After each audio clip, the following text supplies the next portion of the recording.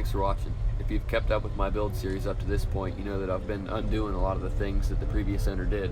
He did a lot of stuff to make it personalized and his own, but I like the stock look. And I've also done quite a bit of performance modifications and stuff like that. Just simple bolt-ons, but a lot of them. And I feel like with power mods, you need to also do suspension and brake mods. You want to do everything, keep it all even. So for a long time I've wanted to remove the rear drums and do a 4-wheel disc setup on it, and I finally got an excuse to do that when my wheel cylinder went. The company I went with was Inline Tube, and it's basically, other than the specially made brackets, it's all GM parts, which I think is cool. I also paid a little bit more than usual and got the drilled and slotted rotor option.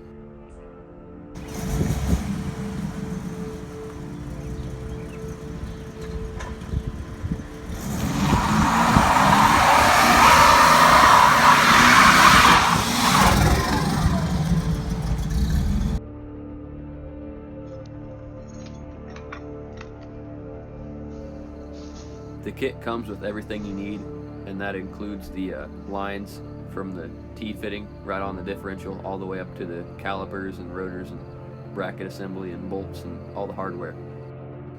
Removing the old drum assembly wasn't too hard, and I test fitted the brackets, and there's a shim that goes in between them, and I got them all lined up and all the parts looked good, so I decided while I was at it I was going to go ahead and change my axle tube seals and check the bearings, and they looked good. So I installed the new seals and moved on with the whole assembly.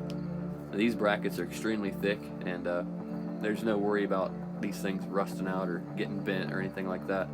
For some reason people seem to think that can happen. And I checked my differential and did a rear end service job to it also. And the clutches are good and the limited slip and all that, so I was happy to find that out. There's the rotors test fitted, and I had to tap them on. They went on a little rough at first.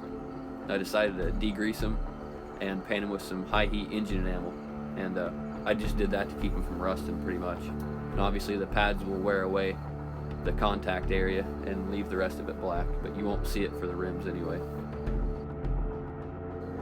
If you're going to be doing any Power Master brake system work, pick this book up. It is well worth it. I bought it off of Kerbins.com, and I'm telling you, man, there's so much information about the Power Master system that I had no idea about. I'd only worked on regular vacuum booster brakes before, and there's a lot of special things you need to do, and if you do them, the Power Master system works great. Here you can see the rotors test fitted with the calipers on them and stuff, how the assembly would work. And here's my new rims and tires waiting to go on the Grand National, and I hate those old rims, so I'm so happy to get those off of there. My buddy from a shop nearby balanced them for me. I've got Hankook Ventus H101s on there. They are S-speed rated, but from what I've heard, they're excellent for these cars, so that's what I'll be running for the foreseeable future. I got 265, 50, 15s all the way around, and I think they look great. There's my buddy's Fox body set next to it. That's actually a pretty healthy running car too. I got my intercooled badge on, so for the first time this actually looks like a Grand National and not some clone. It didn't have the front spoilers, didn't have the right rims, didn't have the intercooled badges. It was just a mess when I got it, but now it actually looks like a real deal Grand National again, and I'm so happy about that. My next step is to do the same thing to the front with new pads and the drilled and slotted rotors, because it's just running the stock rotors right now. After that I'm getting a larger stock location intercooler, and I'm going to turn the boost up a little bit. And I've got my Scan Master ready to install. That'll be one of the next few steps. I'm just really excited to start building on this car now that it looks good. That's about it for this video. Thanks for watching.